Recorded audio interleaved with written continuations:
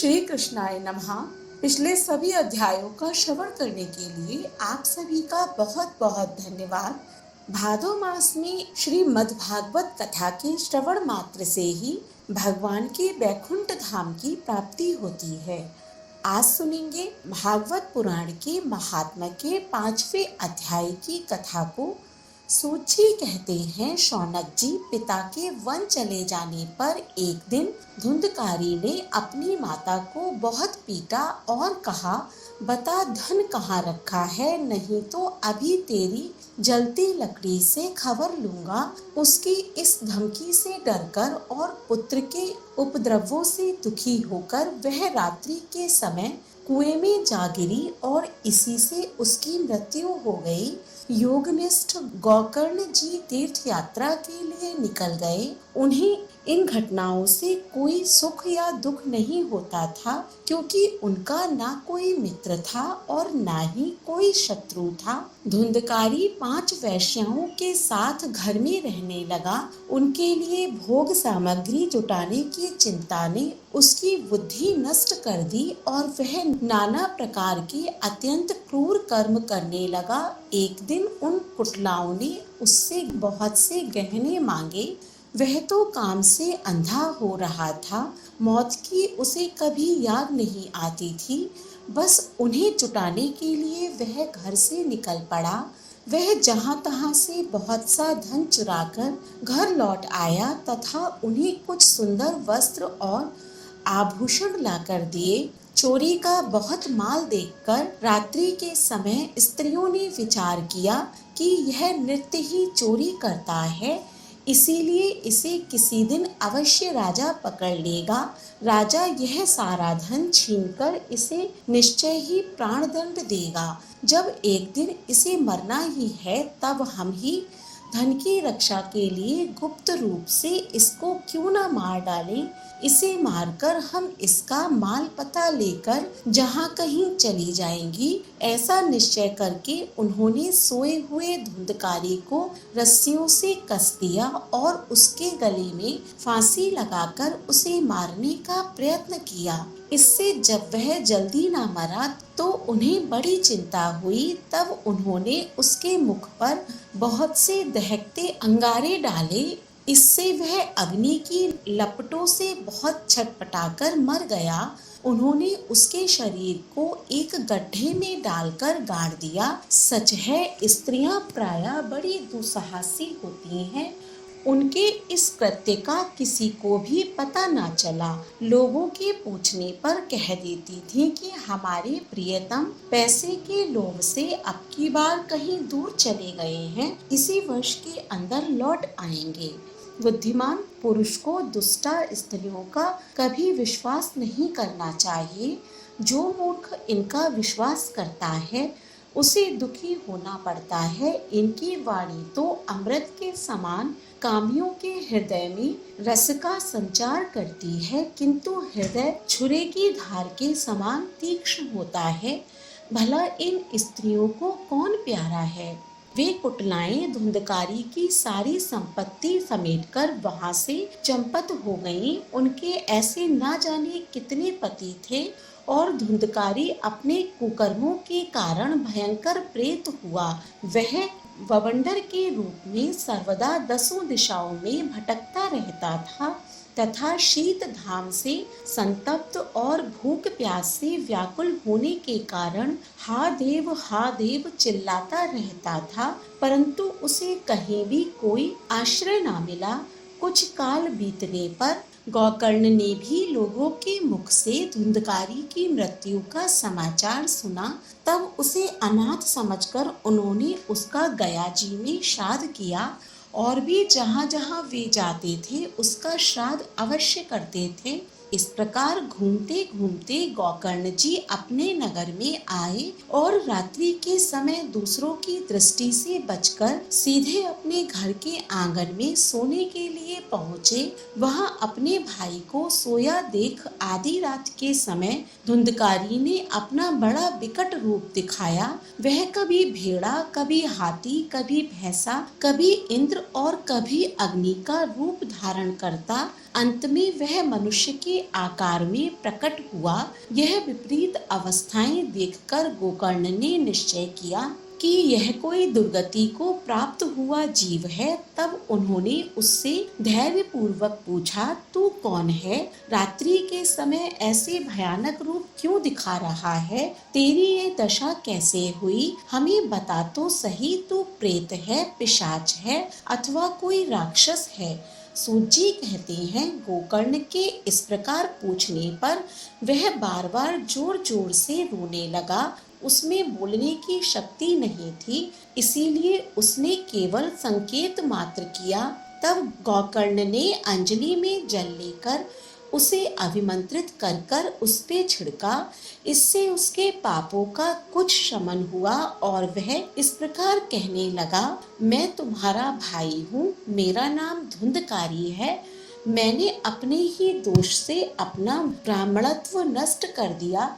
मेरे कुकर्मों की गिनती नहीं की जा सकती। मैं तो महान अज्ञान में चक्कर काट रहा था, इसी से मैंने लोगों की बड़ी हिंसा की।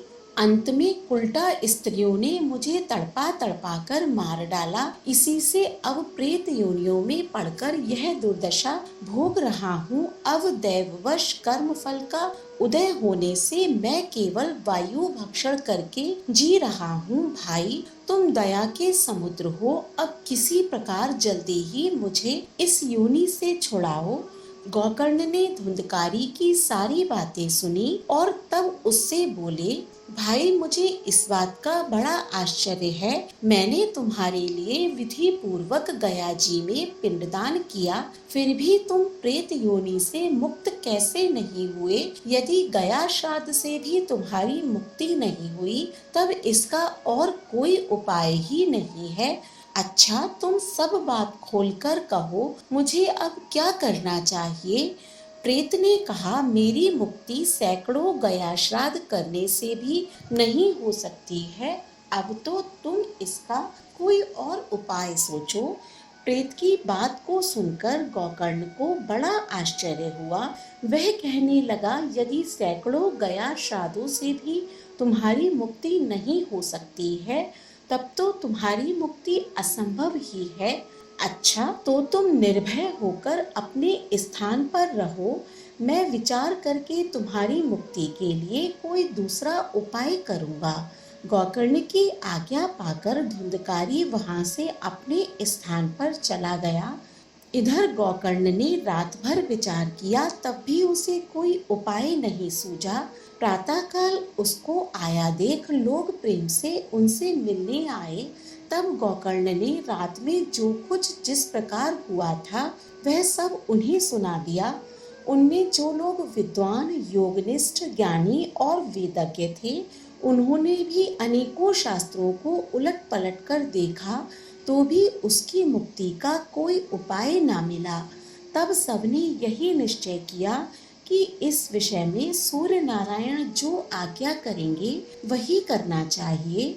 अतः गोकर्ण ने अपने तपोबल से सूर्य की गति को रोक दिया।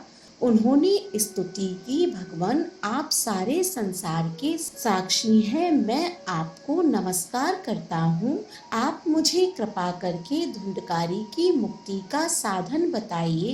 गोकर्ण की यह प्रार्थना सुनकर सूर्यदेव ने दूर से ही स्पष्ट शब्दों में कहा, श्रीमद्भागवत से मुक्ति हो सकती है, इसीलिए तुम उसका सप्ताह पारायण करो। सूर्य का यह धर्मज्ञ वचन वहां सभी ने सुना। तब सबने यही कहा कि प्रयत्न पूर्वक यही करो। है भी यह साधन बहुत सरल। अतः गोकर्ण जी तदानुसार निश्चय करके कथा सुनाने के लिए तैयार हो गए। देश और गांव से अनेकों लोग कथा सुनने के लिए आए।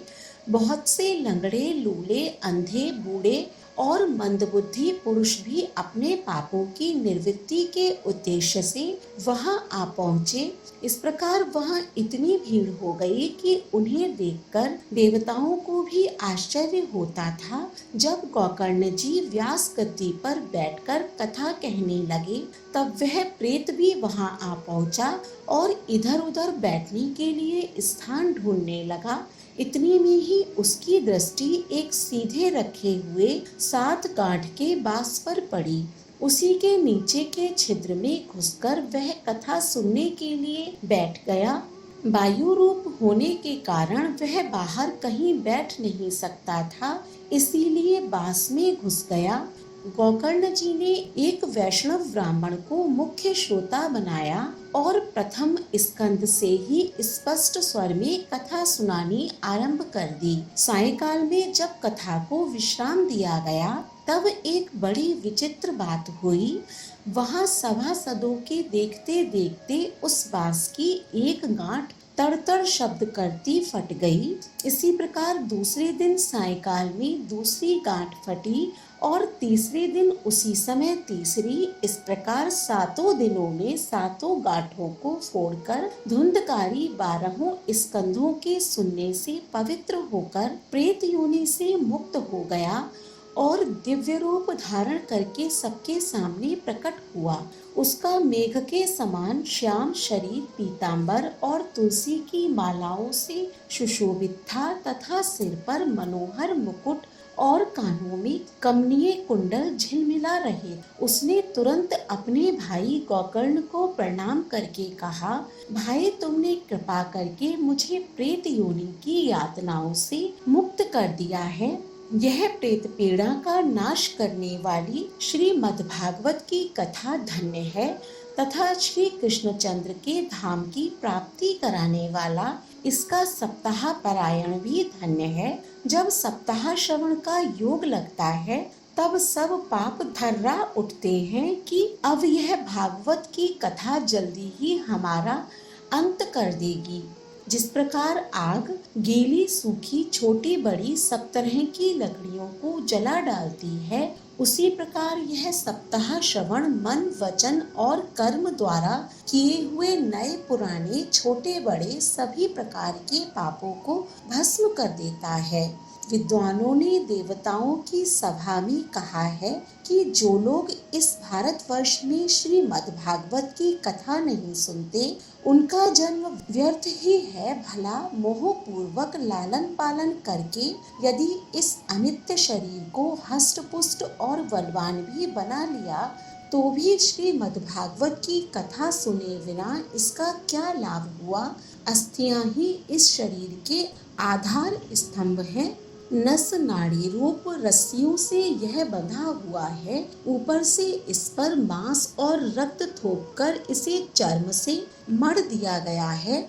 इसके प्रत्येक अंग में दुर्गंध आती है क्योंकि है तो ये मल मूत्र का भांड ही। वृद्धावस्था और शोक के कारण यह परिणाम में दुखमय ही है। रोगों का तो घर ही ठहरा।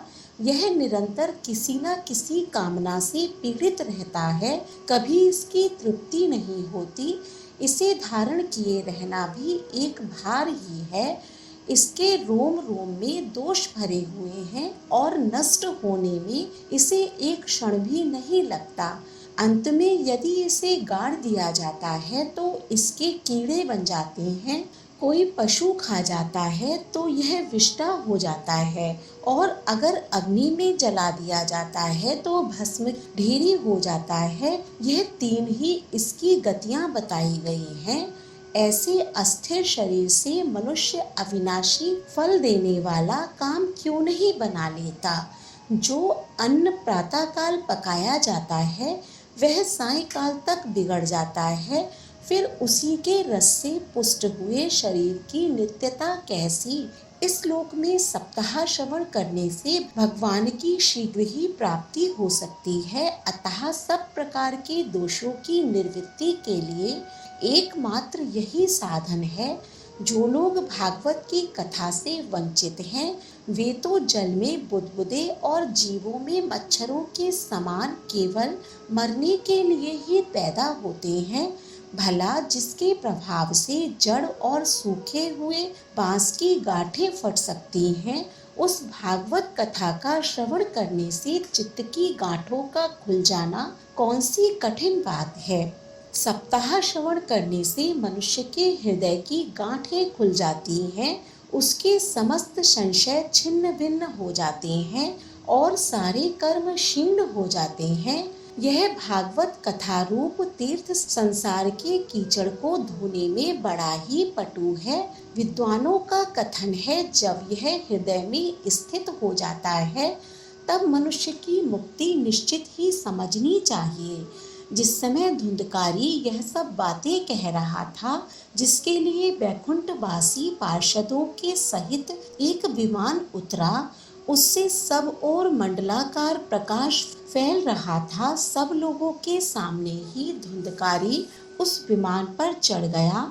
तब उस विमान पर आए हुए पार्षदों को देखकर उनसे गोकर्ण ने यह बात कही, भगवान के प्रिय पार्षदों, यहाँ तो हमारे अनेकों शुद्ध हृदय श्रोतागण हैं। उन सबके लिए आप लोग एक साथ बहुत से विमान क्यों नहीं लाए? हम देखते हैं कि यहाँ सभी ने समान रूप से कथा सुनी है, फिर फल में इस प्रकार का भेद क्यों हुआ, यह बताइए। भगवान के सेवकों ने कहा, हे मानद, इस फल भेद का कारण इसके श्रवण का भेद ही है। यह ठीक है कि श्रवण तो सबने समान रूप से ही किया है, किंतु इसके जैसा मनन नहीं किया।